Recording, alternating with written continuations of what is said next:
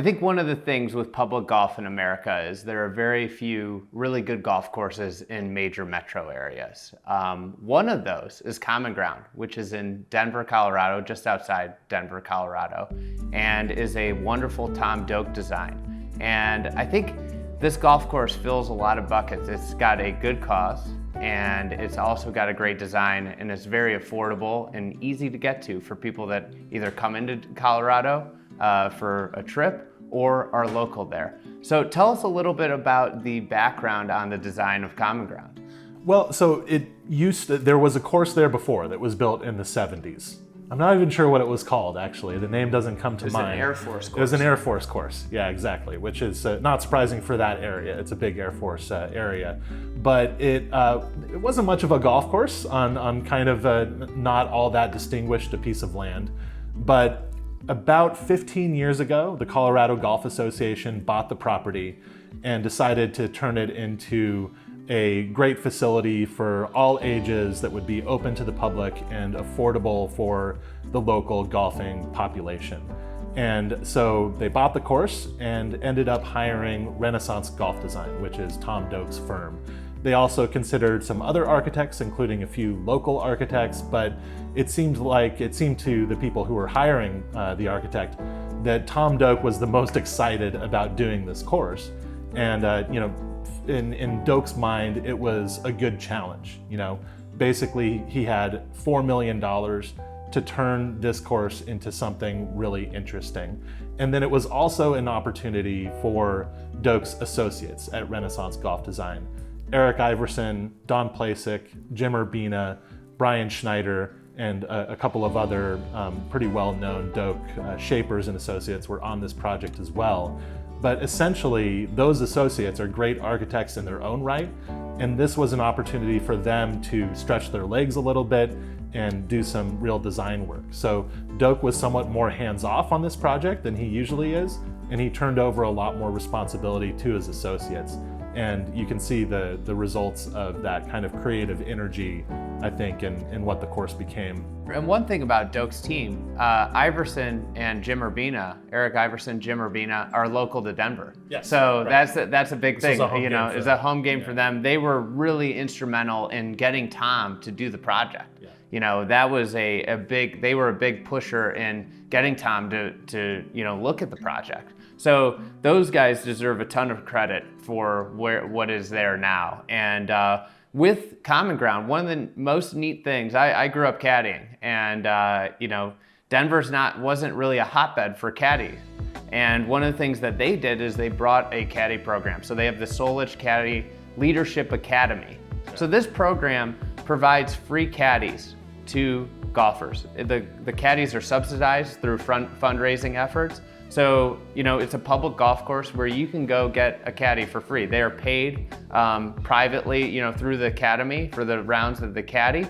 And effectively what they do is they spend their first 2 years, it's a feeder program, and they feed these caddies that then get 2 years of experience to different clubs in the area. So it's a really great kind of foundation and effort. And also, growing up caddying, it's one of the best jobs you can have as a kid because you learn how to talk to people and everything. So one of the neat things about this whole place is the Caddy Program, which in the summers you can sign up for a caddy when you book your round and get a caddy that I'd recommend giving a tip, but you don't have to pay the full freight of a caddy fee. And it's a great way. It promotes a walking culture at the golf course, but it also helps kids get a job and learn life skills. Yeah, there's a kind of purity of motive here, right? The intention is not necessarily to make as much money as possible off of this golf course. The intention is to do some service for the game in the area. And I think it's for that reason that I believe Tom Doak said this is one of the purest clients I've ever had. They just wanted a really good golf course that would be popular in the local community, would be fun to play. And I think that's what they produced. One of the biggest feats of the Colorado Golf Association is they pretty much stayed out of the way. And because of that, I think that you have a very unique public course that has a lot of eccentric and, really quirky features. that you wouldn't normally see in public golf. And I think you could describe this as a municipal golf course. You wouldn't see it. And also with Eric and Jim living close by, one of the great things that's happened is that this golf course is 13 years old, but really representative of what they put in the ground, because those guys swing by regularly and make sure, hey, mowing lines aren't getting disrupted, greens are being maintained the right way, they aren't shrinking. The golf course has aged extremely well in the first 13 years. I don't think anybody would say this is a great site. And I think that's something people talk about with Tom Doak all the time. Well, he builds these great golf courses on great sites. This is not a site that a lot of people would clamor to build. You have busy roads all around. It's a constricted site by roadways. And then it doesn't have a ton of movement. The land kind of just moves from a high point where the clubhouse sits and the range is, and it just kind of gently goes down towards Denver, down towards the city of Denver. This site needed some work in order to become really interesting. And the approach here was highly experimental. That's unusual for public courses, because you and I have heard this a lot from architects, that at public or municipal golf courses, you can't be as risky in your architecture because you just have to kind of appeal to a more general population that supposedly is looking for blander architecture. And I think that's totally untrue. I don't know where that perception comes from. And this course proves that you can do some weird stuff. Like, there's some weird stuff out at CommonGround that they did in order to make this property as interesting as possible. And it's an extremely popular course. People love it. Tom always talks about the start of a golf course and making an impression early. And I think something smart that they did early on in that round is they worked their way around the exterior of the property. They gave people early on, with the third hole, the fourth hole, the fifth hole, views of those mountains, views of the skyline to make an impression. There are also really good golf holes there, but early on, going around that outside really gave people something to hold on to early in the round and get them excited and engaged. And the third hole, I think, is where the round really starts to grab you, and some of that experimental stuff you were talking about comes out. It's a reachable par 5. There are a series of bunkers in the landing area that you have to contend with. You have to really think off the tee where you want to get to. This hole really reminds me of the Punch Bowl, the 12th hole at Chicago Golf Club, actually. The Punch Bowl is really strikingly similar. Like, it's got the same exit point as the Chicago Golf Clubs. It's got similar internal features as Chicago Golf Clubs. And it's just a really neat par 5 to start. And it shows relatively flat land right there. And they built a lot of above ground features to make the hole interesting. Yeah, that third green is an introduction to CommonGround's vertical built-up features, right? Which you see throughout the course. And I think that this was a way not only to build kind of striking-looking forms and make things play really fun, kind of hitting shots on and around the third green is super fun because they built up from the grade. Now, another thing that I think a vertical feature like this does is that it gives some interest to the land. This is fairly quiet topography, mostly flat, especially in this middle part of the site where that third green is. And, in order to break that up a little bit, in order to give people something to look at, the Renaissance crew built up mounding around some greens and also built up the bunker edges. The bunkers are built in what I think is a pretty unique way for modern architecture. Most people associate naturalized bunkers with Tom Doak. That's the perception out there. But I think this course proves that that's not true. The Renaissance crew isn't doing the same thing at every site. The sand is sort of near the ground level, basically. You can walk into these bunkers without going down too much. But then what they did is they built up big lips on these bunkers that go up and then down in the back. And this style of bunker building is something that I associate not with the golden age of golf architecture in the 1910s, 20s, and 30s. It's not a Mackenzie style bunker.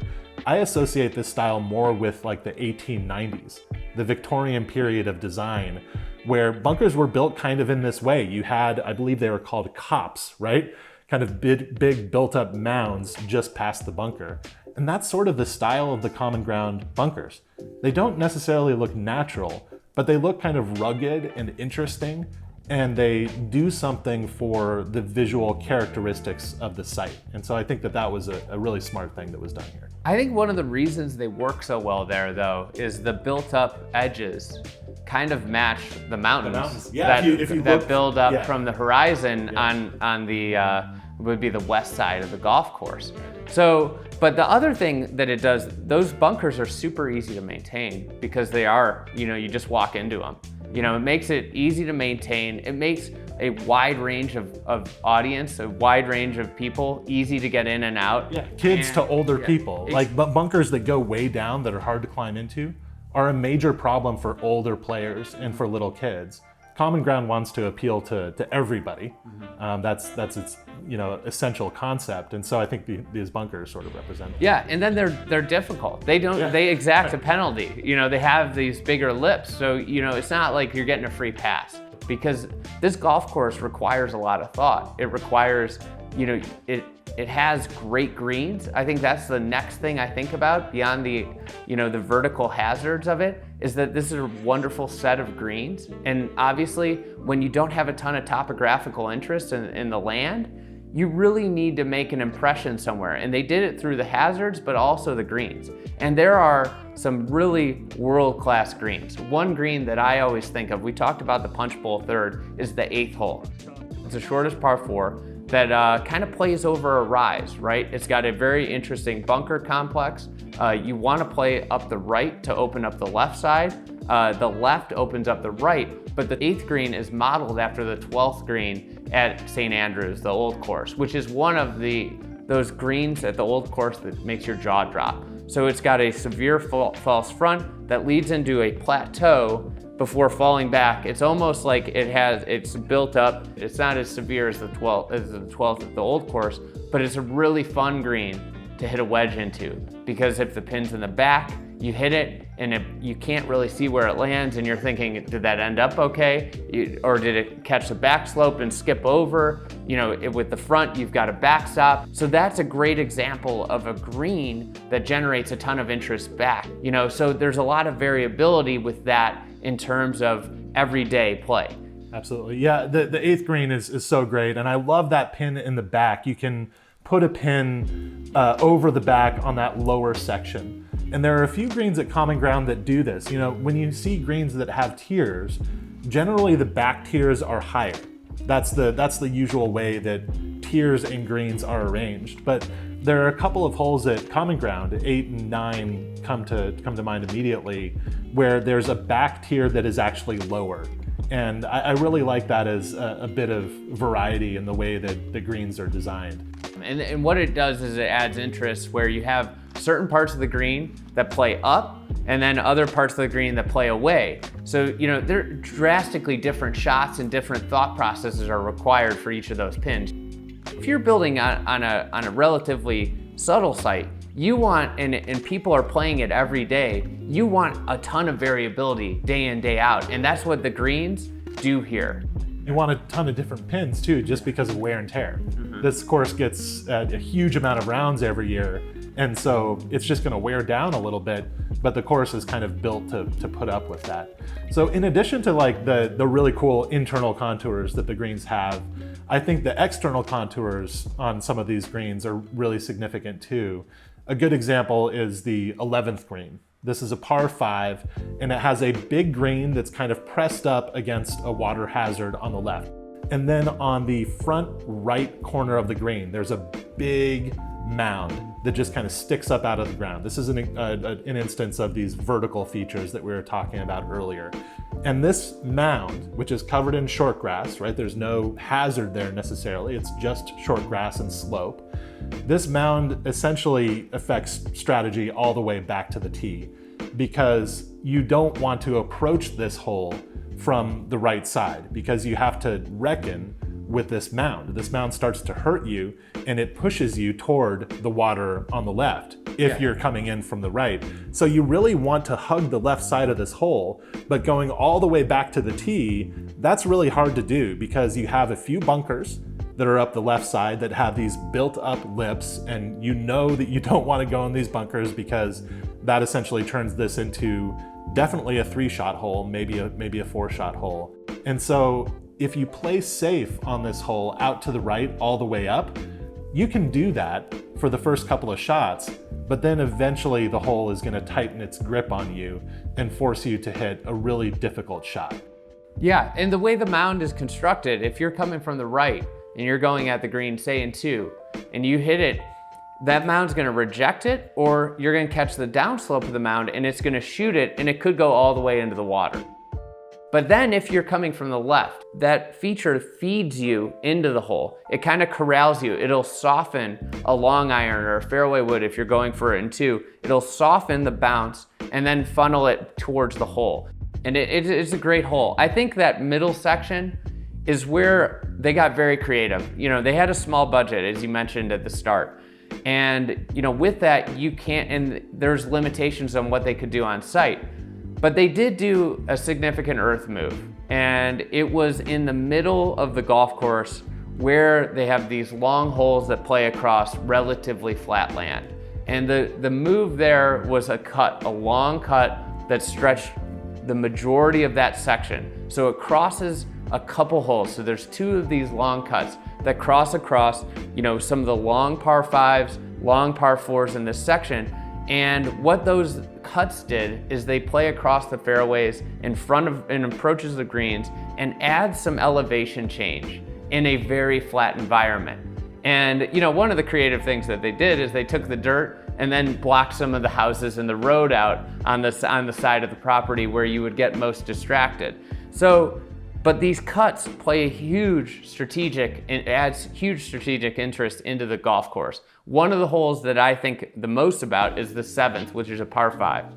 So they have the 2 cuts that run through, one in the layup area, one in the tee shot area. If you hit a big tee shot, you can catch the slope down and it'll get you down into a flat area. If it's not that big, it might get caught on the downslope, which makes going for the green really tough. And if you're just short of it, then you're just short of it. But if you're short of it, the next cut really comes into play. So that's in the layup area. You know, if you're still going for the green, you need to carry that, because if you catch the front of the rise of it, it'll deaden your shot in.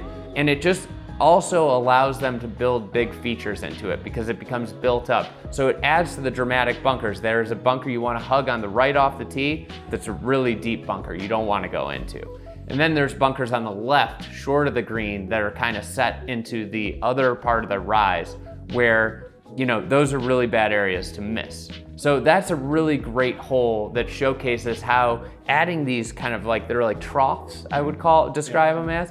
Adding those troughs add just enough topographical interest over the least interesting part of the ground. I think they probably have a drainage function too, where they can get water. If there's a huge rainfall, they always worry about the 500-year storm in Colorado and what effect it might have on a golf course like this.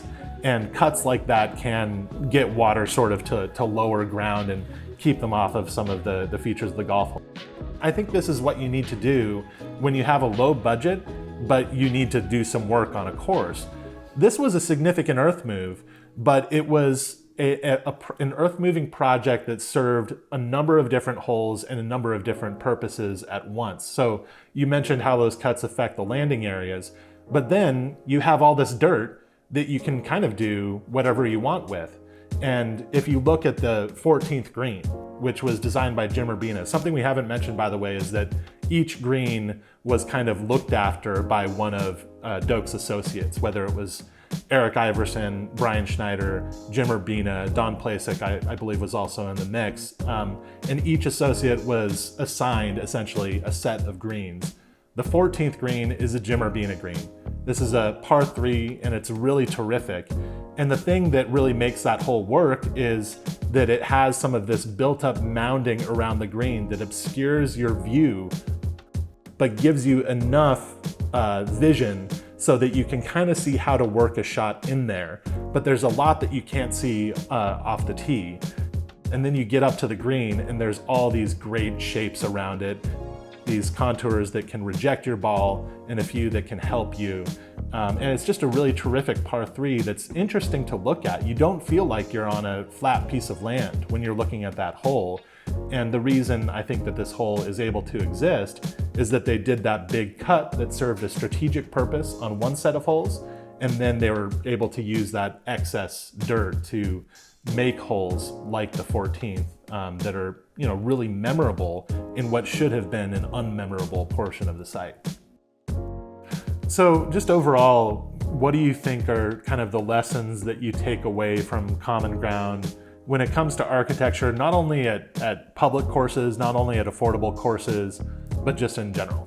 If you want to introduce somebody to something, and this is the Colorado Golf Association, and they should be applauded, endlessly for this, is that they went out and created a golf course, and they created a really stimulating, interesting golf course, that has a ton of things to look at, visual features to look at. So from that sense, this is a golf course that really introduces a unique flavor to the game of golf to, thousands of people every year. And then also, all the intricacies, the challenges it presents, it grooms people into better golfers. Because if you grew up playing only Common Ground, you wouldn't know how good you had it until you went other places, and you wouldn't know how smart of a golfer you'd become if you played there regularly. If you play Common Ground, you will understand how you have to navigate hazards, those mounds that are all around, that you have to avoid, the bunkers. You just become a smarter player and you have a higher golf IQ. So for that sense, this is the type of golf course that should be all over America for people to get introduced to the game.